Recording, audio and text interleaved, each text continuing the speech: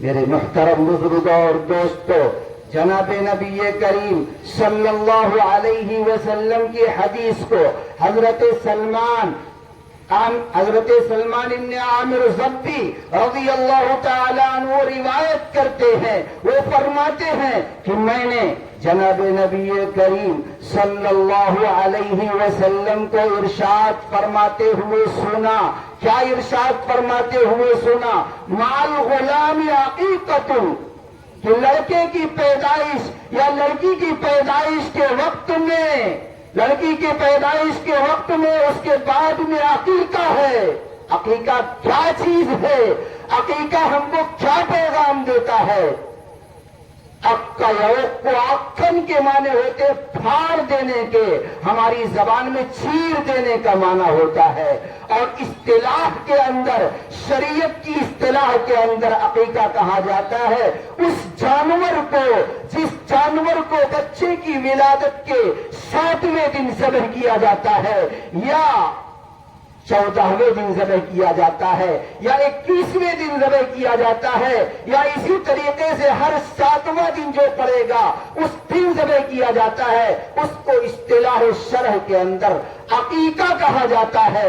مسلمانوں، آج ہم نے شریعت اسلامیہ کے ایک ایک رکن کی ادائیگی کے اندر قطر بیوت سے کام لیا ہے، زیادتی سے کام لیا ہے، افراط سے کام لیا ہے، تفریط سے کام لیا ہے۔ ہم نے کسی چیز کو ایسی نہیں چھوڑا ہے جس چیز کو شریعت کے مطابق عمل کر کے لوگوں کو دکھلائیں کہ دیکھو عقیقہ اس چیز کا نام ہے۔ آج ہمارے معاشرے میں عقیقہ کیا ہوتا ہے؟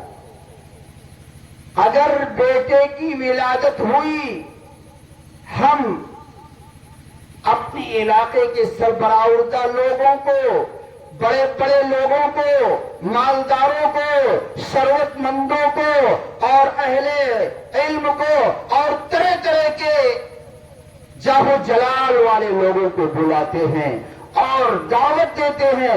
اس دعوت کے اندر کبھی کبھی ایسا بھی ہوتا ہے، بیٹے کی ولادت ہوئی ہے، 7ویں دن عقیقہ کیا جا رہا ہے، 2 بکروں کے ذریعے سے عقیقہ ہوتا ہے، 2 بکریوں کے ذریعے سے عقیقہ ہوتا ہے بیٹے کا، لیکن ضرورت ہے شریعت کی 2 کی، ہم 7 ذبح کر رہے ہیں، 14 ذبح کر رہے ہیں۔ یہ کس کا پیسہ جا رہا ہے؟ یہ کس کا پیسہ جا رہا ہے؟ امت مسلمہ کا پیسہ ضائع ہو رہا ہے۔ اور کھلایا کس کو جا رہا ہے؟ اس کو کھلایا جا رہا ہے جس کو ضرورت نہیں ہے، جس کو حاجت نہیں ہے، جس کو خواہش نہیں ہے، جس کے پاس بھرا پڑا ہے، مال کا مال پڑا ہے، وہ چاہے گا روزانہ 1 بکرا ذبح کرے گا، لیکن ہم اور آپ اسی کو بلاتے ہیں جس کے یہاں بھرا پڑا ہے، اس کو دعوت نہیں دیتے، اس کو اپنے گھر پہ نہیں بلاتے، جس کے یہاں کھانے کے لیے نہیں ہے، جس کے یہاں پہننے کے لیے نہیں ہے، جس کے بچوں کے لیے روٹی کا انتظام نہیں ہے،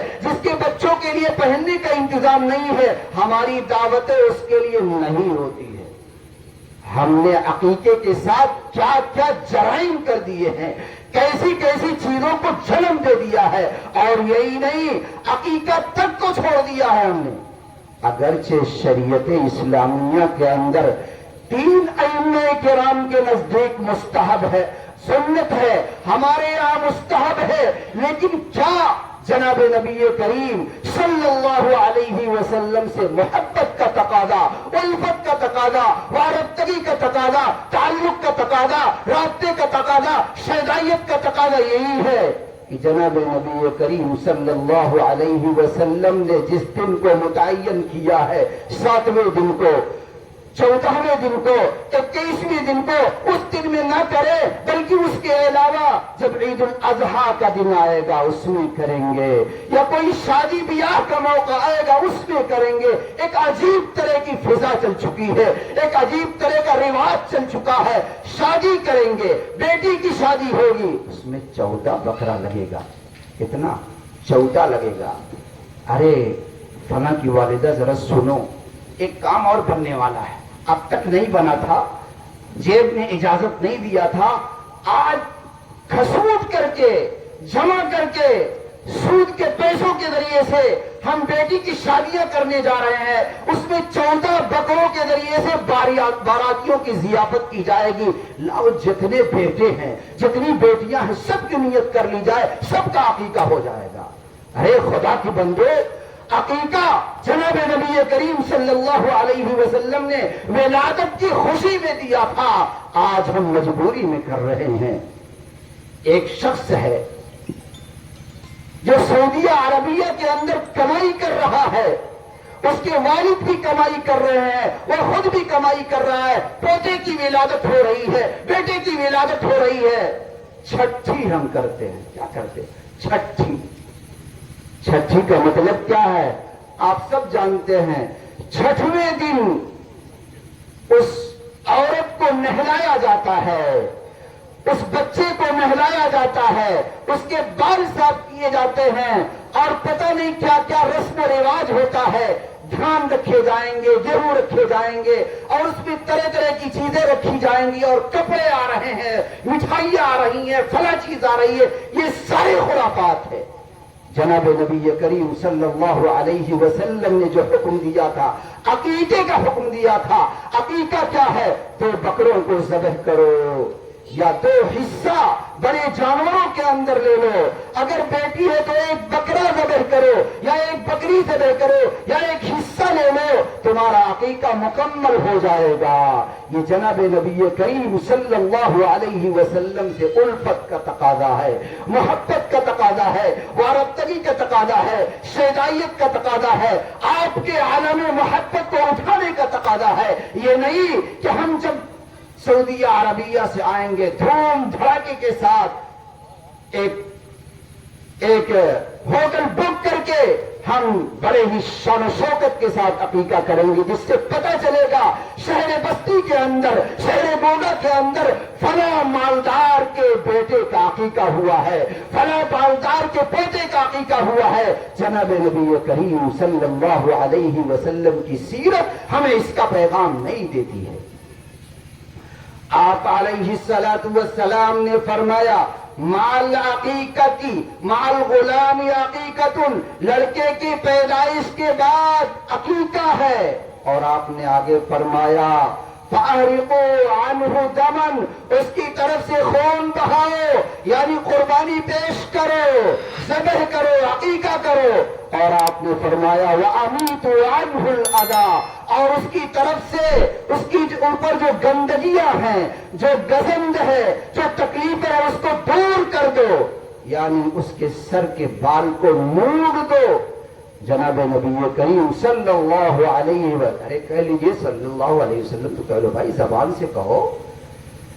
جناب نبی کریم صلی اللہ علیہ وسلم کا ارشاد گرامی ہے۔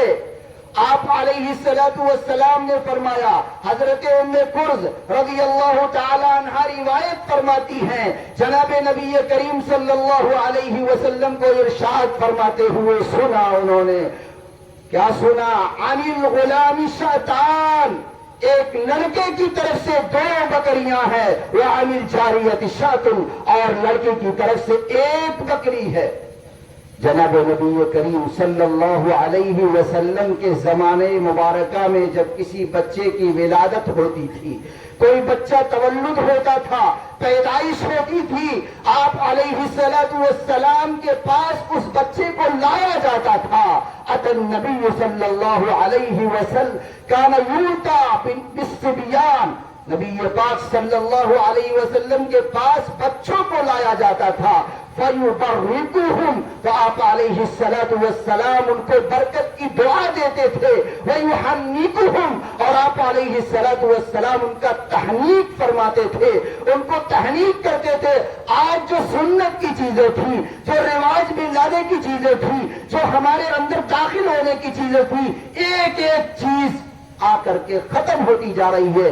جتنی خرافاتیں ہمارے اندر آتی جا رہی ہے، جتنے رسم و رواج ہمارے اندر آتے جا رہے ہیں، اتنی ہی سنتیں، اتنی ہی نبی سے محبتیں رخصت ہوتی چلی جا رہی ہیں۔ جناب نبی کریم صلی اللہ علیہ وسلم کی اور عملی حدیث یہ بتلا رہی ہے کہ جب بچے کی ولادت ہو، علاقے کے اندر جو اللہ والا ہے، دین والا ہے، دیندار ہے، نمازی ہے، پرہیزگار ہے، مسجد کے اندر جانے والا ہے، مسجد سے تعلق رکھنے والا ہے، قرآن سے تعلق رکھنے والا ہے، نمازوں سے تعلق رکھنے والا ہے، حقوق کو ادا کرنے والا ہے، ماں باپ کی اطاعت کرنے والا ہے، شوہر کا حق ادا اور بیویوں کا حق ادا کرنے والا ہے، بہنوں کا حق ادا کرنے والا ہے، ایسے بندے کے پاس اپنے پیدا ہونے والے بچوں کو لے جانا چاہیے اور کہنا چاہیے میرے پوتا آیا ہے، میری پوتی آئی ہے، آپ ان کے لیے دعا کر دیجئے، آپ ان کی تہنیت فرما دیجئے۔ تہنیت کیا چیز ہے؟ تہنیت کیا چیز ہے؟ حضرت اسما بنت ابی بکر رضی اللہ تعالی عنہا کا ارشاد ہے کہ وہ یعنی حضرت اسما بنت ابی بکر رضی اللہ تعالی عنہا مکہ مکرمہ کے اندر حاملہ ہوئی۔ حضرت عبداللہ ابن زبیر رضی اللہ تعالی عنہ ان کے بطن مبارک کے اندر آئے، اور جب نبی پاک صلی اللہ علیہ وسلم نے ہجرت فرمائی، حضرت اسما نے ہجرت فرمائی، قبا کے اندر پہنچی تو حضرت اسما فرماتی ہیں فَوَلَدْتُ بِهِ، میں نے انہیں جنا، میرے یہاں بچے کی ولادت ہوئی۔ حضرت اسما آگے فرماتی ہیں فَأَتَيْتُ بِهِ، میں ان کو لے کر رسول اللہ صلی اللہ علیہ وسلم کی خدمت میں حاضر ہوئی، اور آگے فرماتی ہے فَوَضَعْتُهُ فِي حَجْرِهِ، میں نے آپ صلی اللہ علیہ وسلم کی گود مبارک کے اندر ان کو رکھ دیا، آپ نے ان کو اپنے گود میں لے لیا، اور لینے کے بعد حضرت اسما سے فرمایا فَدَعَا بِثَمَرَةٍ، آپ نے کھجور منگایا۔ کیا منگایا؟ کھجور منگایا۔ آج ہمارے یہاں کھجوریں نہیں رہتی ہیں، آج غیروں کے یہاں کھجوروں کے کھانے کا عام رواج ہے۔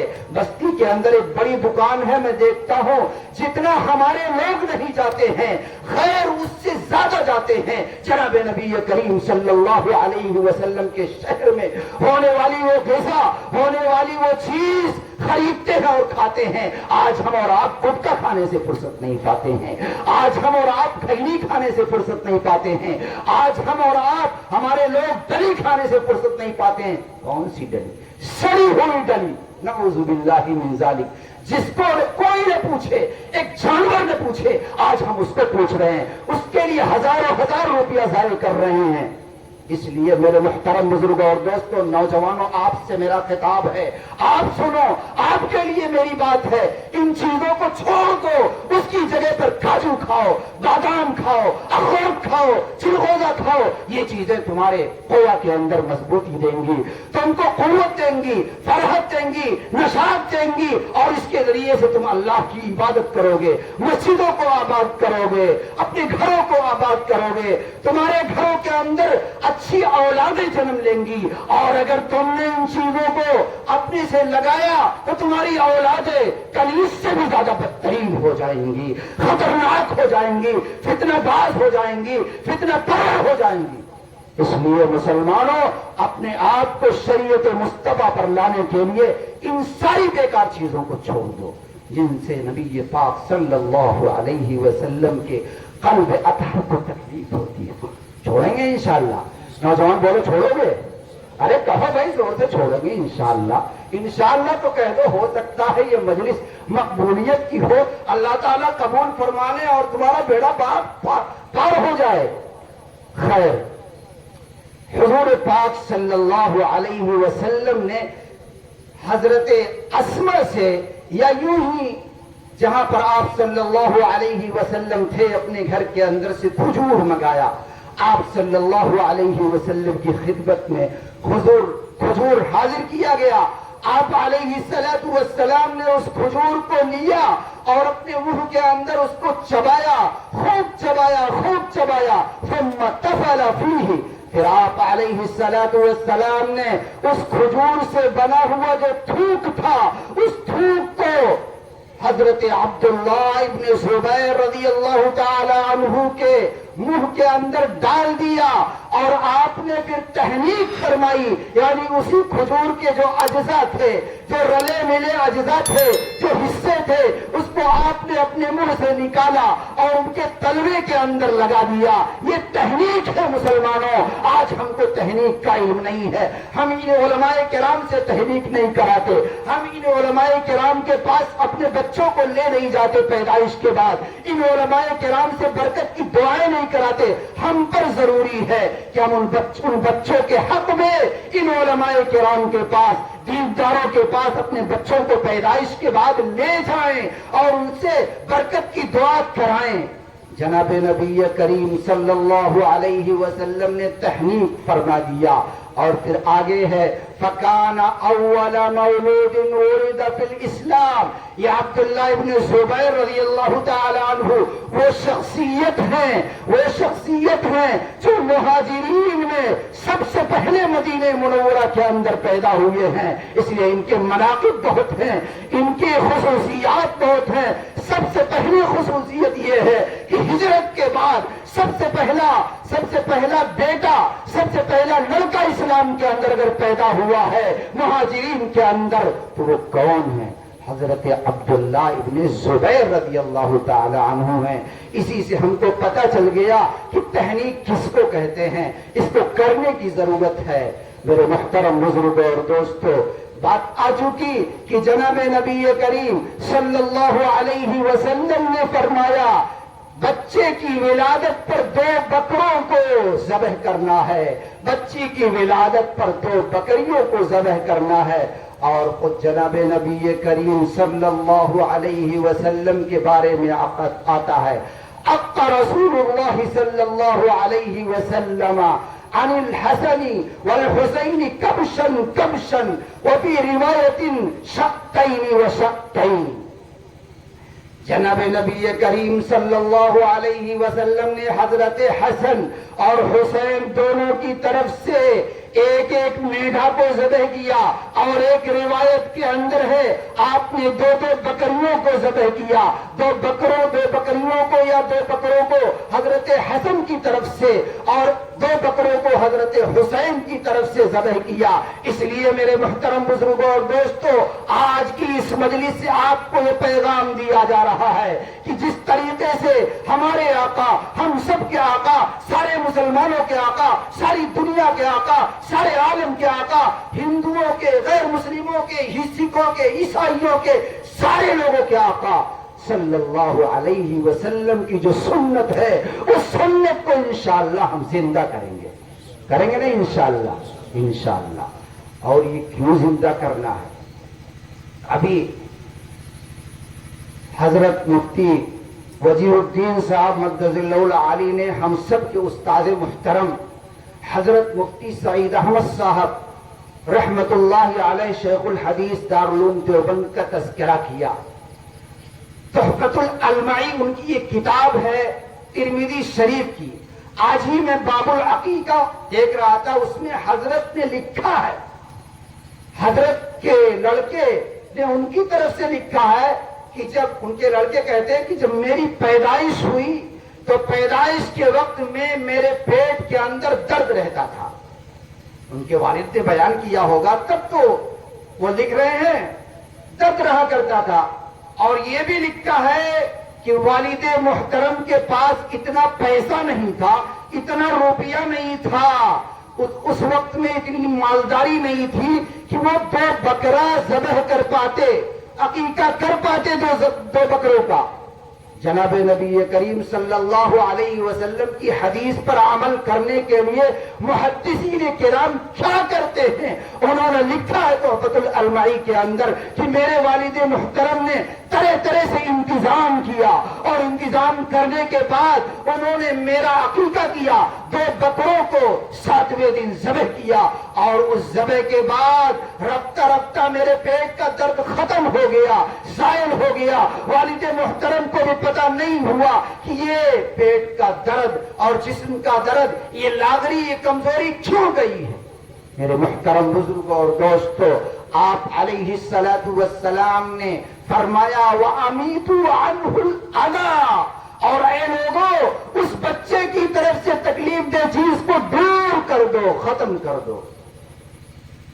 یہ دور کیسے ہوگا؟ عقیقے کے ذریعے سے ہوگا۔ آج چھٹی کے دن ہزار روپے ضائع کر دیتے ہیں، کھلانے میں، پلانے میں، مہمان آ رہے ہیں ان کا سواگت کرنے میں، استقبال کرنے میں، چائے پلانے میں، بریانی کھلانے میں، سب کچھ کر دیتے ہیں، لیکن نہیں کرتے تو کس کے لیے نہیں کرتے؟ اپنے آقا کے لیے نہیں کرتے ہیں، آقا کی محبت کے لیے نہیں کرتے ہیں، اپنے بیٹے کے لیے نہیں کرتے ہیں۔ اس لیے مسلمانوں سوچو، سمجھو، بچے کی ولادت کے 7ویں دن عقیقے کو کرو اگر تمہارے اندر اللہ نے سخت دی ہے۔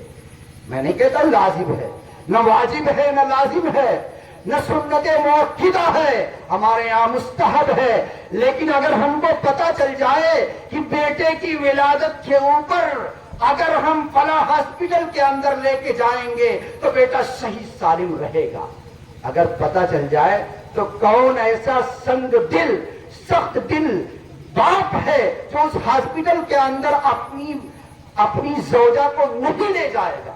لے جائے گا اور یہ سوچے گا میری زوجہ کہ یہاں بیٹے کی جو ولادت ہو فلاں ہاسپٹل کے اندر ہو۔ لیکن آقا کریم، ہم سب کے آقا، جس کی زبان صادق ہے، جس کی زبان سچی ہے، جو وہ فرما رہا ہے، ہم کیوں نہیں اس کے اوپر عمل کرتے ہیں؟ اس لیے مسلمانوں، آپ سے دردمندانہ اپیل ہے، درخواست ہے کہ آپ اور ہم مل کر کے اس کے اوپر عمل کریں تاکہ اللہ جل جلالہ عم نوالہ ہماری کوکھ سے پیدا ہونے والی اولادوں کو سکون عطا فرمائے، اطمینان عطا فرمائے، طمانینت عطا فرمائے۔ یہ اسی وقت ہوگا جب آپ علیہ الصلوۃ والسلام کی ایک ایک سنت کو معلوم کر کے اس کے اوپر عمل کریں گے۔ اور اس سے آگے بھی بات ہے، ایک حدیث ہے، جناب نبی کریم صلی اللہ علیہ وسلم نے فرمایا ہے الغلام مرتہن بعقیقتہ، یہ بچے اپنے عقیقے کے ساتھ گروی ہے۔ کیا مطلب؟ ہم کسی کے پاس اپنی زمین گروی رکھ دیں، گروی سمجھ رہے ہیں نا سب لوگ، اپنی زمین کسی کے حوالے کر دیں، اس سے 10,000 روپیہ لیا ہم نے اور لے کر کے اپنی زمین اس کے حوالے کر دیا، تو جب تک یہ 10,000 روپیہ اس کے حوالے نہیں کریں گے اس زمین سے ہم فائدہ نہیں اٹھا سکتے، وہ زمین اس کے پاس رہے گی۔ میرے محترم بزرگوں اور دوستو، ایسے ہی یہ بچے اس عقیقے کے اندر گروی ہیں، جب تک عقیقہ نہیں کیا جائے گا آفات سے، مصیبتوں سے، پریشانیوں سے، امراض سے، بیماریوں سے وہ محفوظ نہیں ہوں گے۔ جناب نبی کریم صلی اللہ علیہ وسلم کی یہ حدیث، اور اس کا ایک پہلو اور بھی ہے جس کو ہم سب کے بڑے امام، 4 امام ہیں، حضرت امام مالک رحمت اللہ علیہ، امام احمد ابن حنبل رحمت اللہ علیہ، امام شافعی رحمت اللہ علیہ، اور ہم سب کے امام، سارے ہندوستان کے اندر کثیر تعداد مسلمانوں کے امام حضرت امام ابو حنیفہ رحمت اللہ علیہ۔ ان 4 میں سے حضرت امام احمد ابن حنبل رحمت اللہ علیہ نے ارشاد فرمایا، سنو، جب تک کوئی شخص اپنے بچے کا عقیقہ نہیں کرتا ہے اور اس کی وفات ہو جاتی ہے، کیا ہو جاتی ہے؟ وفات ہو جاتی ہے، بچپن میں وفات ہو جاتی ہے، یہ بچہ کل قیامت کے دن میدان محشر میں رب ذوالجلال کے سامنے اپنے والدین کی شفاعت نہیں کرے گا۔ کیا پتہ چلا؟ شفاعت کا دار و مدار بھی عقیقے پر ہے، لہذا اے مسلمانوں، عقیقے کو بیکار نہ سمجھو، یہ نہ سمجھو کہ یہ بوجھ ہے، یہ شریعت کا حکم ہے، شریعت مصطفیٰ کا حکم ہے۔ اس لیے ہم سب یہ ارادہ کریں کہ انشاءاللہ 7ویں دن نہیں تو 14ویں دن، 14ویں دن نہیں تو 21 29ویں دن عقیقہ کریں گے، اور اگر اس میں بھی نہیں کر پائے تو 7ویں دن کا لحاظ کرتے ہوئے، پیدائش کا جو 7واں دن ہوگا اس کا لحاظ کرتے ہوئے عقیقہ کریں گے، اور اللہ سے یہ امید باندھیں گے، اے اللہ اس کو قبول فرما لیجئے، اے اللہ اس کو مقبولیت کا درجہ دے دیجئے، یہ ہم اللہ سے مانگیں گے۔ ایک حدیث پاک ہے، اس حدیث کا میں ترجمہ اور مفہوم بیان کر کے انشاءاللہ اپنی جگہ لیتا ہوں، جو کہ بات چل چکی ہے اولاد کے تعلق سے۔ اس حدیث کے اندر ذرا سی اور تفصیل ہے، اس لیے بس اس کا ترجمہ کر کے میں اپنی بات ختم کرتا ہوں۔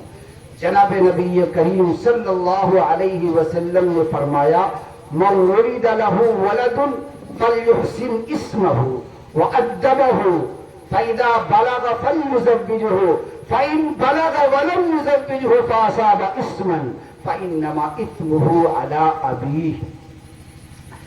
جناب نبی کریم صلی اللہ علیہ وسلم کا ارشاد گرامی ہے، جس کے یہاں بچے کی ولادت ہو یا بچی کی ولادت ہو، سب سے پہلا حق ہے کہ اس کا بہترین نام رکھے۔ کیا کرے؟ بہترین نام رکھے۔ بدھ کو پیدا ہو گیا، بدھو نام رکھ دیا، منگل کو پیدا ہو گیا، منگلو نام رکھ دیا، اور کسی دن پیدا ہو گیا سنچرا نام رکھ دیا۔ عجیب عجیب طرح کے نام ہمارے یہاں پائے جاتے ہیں۔ میرے محترم بزرگوں اور دوستوں، مسلمانوں، اللہ کے حبیب فرما رہے ہیں فَلْيُحْسِنْ اسْمَهُ، سب سے پہلا حق یہ ہے کہ اس کا بہترین نام رکھا جائے۔ کیسا نام؟ جو قرآن میں آیا ہو۔ قرآن میں شیطان بھی آیا ہے، حامان بھی آیا ہے، فرعون بھی آیا ہے، اور بھی طرح طرح کے نام آئے ہیں۔ ان ناموں کو نہیں رکھنا ہے۔ یہ علماء کرام آپ کے علاقے کے جو موجود ہیں، آپ فون کے ذریعے سے رابطہ قائم کیجئے کہ مولانا ایسا نام بتائیے جو صحابہ کا نام ہو، صحابیات کا نام ہو، تابعین کا نام ہو، تابعات کا نام ہو۔ ایسا نام کو تلاش کیجئے جو اب تک آیا ہی نہیں۔ آج ہم کیا کہتے ہیں؟ مولانا ایسا نام بتاؤ جو پورے علاقے میں نہ ہو۔ عجیب خرافات ہے، عجیب ذہنیت ہماری بنتی چلی جا رہی ہے۔ حضرت علی رضی اللہ تعالی عنہ کے فرزندوں میں ان کے ناتیوں کے ناتی جو پیدا ہوئے، ان کا نام علی رکھا گیا، پھر ان کا نام بھی علی رکھا گیا، کسی کا نام محمد رکھا گیا۔ آخر ایسا کیوں ہے؟ نام کو زندہ کرنا ہم سب کے لیے ضرورت ہے۔ صحابیات کے نام کو زندہ کرنا ہماری ضرورت ہے، صحابہ کرام کے نام کو زندہ کرنا ہماری ضرورت ہے۔ محمد کا نام، محمد رسول اللہ صلی اللہ علیہ وسلم کا نام نامی اسم گرامی اتنا رکھو کہ عام ہو جائے، سب کو یہ معلوم ہو کہ ان کے آقا کا نام ہے، ان کے مولا کا نام ہے، ان کے سردار کا نام ہے۔ چاروں خلفاء کا نام اتنا رکھو، سب کو معلوم ہو جائے کہ ان کے 4 یاروں کا نام ہے۔ صحابہ کا نام اتنا رکھو کہ سب کو پتہ چل جائے یہ صحابہ کا نام ہے، یہ صحابیات کا نام ہے۔ آج ہم اور آپ تلاش کرتے ہیں، ذرا گوگل سے تلاش کرو ایسا نام جو کسی کا نہ ہو۔ نعوذ باللہ من ذالک۔ گویا کہ ہم کو نبی سے محبت نہیں، نبی کے 4 یاروں سے محبت نہیں، نبی کے صحابہ سے محبت نہیں، نبی کی صحابیات سے محبت نہیں۔ اس لیے اس بات کو لازم سمجھو کہ نام رکھنا بھی ہماری ذمہ داری ہے۔ گھر میں آنے والی دایا نام نہیں رکھے گی، ہم نام رکھوائیں گے علماء کرام کی زیر نگرانی، علماء کے بتلانے سے نام رکھیں گے، ایسا تیسا نام نہیں چنیں گے انشاءاللہ، انشاءاللہ انشاءاللہ۔ تو جناب نبی کریم صلی اللہ علیہ وسلم نے فرمایا فَلْيُحْسِنْ اسْمَهُ، آگے فرمایا وَأَدَّبَهُ، جب نام رکھ دیا، اب بڑا ہو رہا ہے بچہ، اب اس کی تربیت کرنا ہے، ادب سکھلانا ہے۔ کہاں ادب؟ نرسریوں میں ادب سیکھے گا۔ نرسریوں میں جا کر 3 سال کا ہوا، کانوینٹ میں بھیج دیا، نرسری میں بھیج دیا، یہودیوں کے پاس بھیج دیا، عیسائیوں کے پاس بھیج دیا، ایمان کہاں سے آئے گا؟ آج ہماری لڑکیاں، ہماری بیٹیاں جو جا رہی ہیں، کیوں جا رہی ہیں میرے محترم بزرگوں اور دوستوں؟ ہماری اور آپ کی ہماری اور آپ کی سوچ کی وجہ سے جا رہی ہے، ہمارے اور آپ کے فعل کی وجہ سے جا رہی ہے، ہمارے اور آپ کے کردار کی وجہ سے جا رہی ہے۔ جس کو 2-4 پیسے ہو گئے، نہیں میرا بیٹا مولانا سے نہیں پڑھے گا، میرا بیٹا مولانا سے نہیں پڑھے گا، حافظ جی کے پاس نہیں جائے گا، حافظ جی میرے گھر آئیں گے۔ کیوں؟ 2-4 روپیہ آ گیا، 2-4 روپیہ آ گیا، اس لیے میرے گھر حافظ جی آئیں۔ سن لو، ٹیوشن سے علم دین نہیں آئے گا، ایمان نہیں آئے گا، اللہ کی محبت نہیں آئے گی، اللہ سے وابستگی نہیں آئے گی، محمد رسول اللہ صلی اللہ علیہ وسلم کی سچی محبت نہیں آئے گی۔ علماء کے پاس جانا پڑے گا، جوتیاں رگڑنا پڑے گا، ان طلبہ کو ان کے حوالے کرنا پڑے گا، اس کے بعد جناب نبی کریم صلی اللہ علیہ وسلم کی محبت آئے گی۔ وَأَدَّبَهُ، آگے فرمایا فَإِذَا بَلَغَ فَلْيُزَوِّجْهُ۔ ہر چیز میں تو ہم پھیل، نام رکھنے میں بھی پھیل، تعریف ادب سکھلانے میں بھی پھیل، اگلا والا جو جملہ اس میں بھی پھیل۔ ہم اور آپ کیا سوچتے ہیں؟ ارے میرا بیٹا جب اتنا کما لے گا، اتنا کما لے گا کہ الگ سے بنگلہ بنا لے گا، زمین خرید لے گا، تجارت اس کی چلنے لگے گی، پوسٹ پر آ جائے گا، 80,000 روپیہ ماہانہ اس کی جیب میں داخل ہونے لگے گا، تب میں اپنے بیٹے کا نکاح کروں گا۔ سن لو، ہم سب کے آقا نے فرمایا فَإِذَا بَلَغَ وَلَمْ يُزَوِّجْهُ، اگر بچہ بالغ ہو گیا اور بچے کے والدین نے اس کا نکاح نہیں کیا، اس کا رشتہ نہیں کیا، کیا کیا؟ لو بیٹا 10,000 کا موبائل لو، تم جانو تمہاری عاقبت جانے، تم جانو تمہاری رات جانے، تم جانو تمہارا دن جانے، تم جانو تمہارا 24 گھنٹہ جانے۔ مجھے فرصت نہیں ہے تمہارے موبائل کو چیک کرنے کی، مجھے فرصت نہیں ہے تم کو دیکھنے کی۔ سن لو، کل قیامت کے دن یہ اولاد تمہارے دامن کو پکڑیں گے اور کہیں گے یہی میرا والد ہے جس نے مجھ کو جہنم کے اندر داخل کر دیا، میرا نکاح نہیں کیا۔ جناب نبی کریم صلی اللہ علیہ وسلم فرماتے ہیں فَإِذَا بَلَغَ، پھر جب بالغ ہو جائے، فَلْيُزَوِّجْهُ، تو چاہیے کہ وہ اس کا نکاح کر دے۔ فَإِذَا بَلَغَ وَلَمْ يُزَوِّجْهُ، پھر اگر بالغ ہو گیا اور انتظار میں رہا بنگلے کے، انتظار میں رہا تجارت کے، انتظار میں رہا پروفیسری کے، انتظار میں رہا ملازمت کے، انتظار میں رہا کہیں کچھ بننے کے، ایسی صورت کے اندر کہیں گڑبڑ مچا دیا، کسی کے گھر کے اندر سید لگا دی، کسی کی عزت و عفت کو تار تار کر دیا، کسی کو ملیا میٹ کر دیا، کسی کی عزت نفس کو ختم کر دیا، اللہ کے پاک حبیب فرماتے ہیں کہ جتنا گناہ کر رہا ہے اس کے والدین کے اوپر پڑے گا۔ اس لیے مسلمانوں اس چیز کو بھی مد نظر رکھو۔ ہو سکتا ہمارے نوجوان ذرا خوش ہو گئے ہوں کہ اب تو گناہ تو والدین کے اوپر پڑے گا، مجھ پر نہیں پڑے گا۔ ارے سن لو نوجوانوں، تم پر بھی پڑے گا، تمہارے والدین کے اوپر بھی پڑے گا۔ اس لیے اگر تمہارا نکاح سرے دست نہیں ہو رہا ہے، حفاظت کرنا، اپنی عصمت کی حفاظت کرنا، اپنے کان کی حفاظت کرنا، اپنی زبان کی حفاظت کرنا، اپنے آنکھ کی حفاظت کرنا، اپنے دانت کی حفاظت کرنا، اپنے پیر کی حفاظت کرنا، اپنے بازوؤں کی حفاظت کرنا، پورے جسم کی حفاظت کرنا ہم سب کی ذمہ داری ہے۔ اللہ تبارک و تعالی ہمیں اور آپ کو جناب نبی کریم صلی اللہ علیہ وسلم کی لائی ہوئی شریعت کے مطابق عمل کرنے کی توفیق نصیب فرمائے۔ اللہ جل جلالہ و عم نوالہ کے پاک پیغمبر حضرت محمد رسول اللہ صلی اللہ علیہ وسلم کی جتنی باتیں ہیں ان باتوں میں سے ایک بات پر آج آپ لوگ عہد کر لیجئے کہ انشاءاللہ یہاں سے اٹھتے ہوئے ہم اس کے اوپر عمل کریں گے۔ کریں بھائی انشاءاللہ۔ تو ایک بات یہ ہے، آپ علیہ السلام کی سنتوں میں سے یہ بھی ہے، سیرت کے موضوع پر پورا بیان آ گیا، یہ بھی ہے کہ آپ علیہ السلام جب اپنے گھر میں داخل ہوتے تھے تو کیا کرتے تھے؟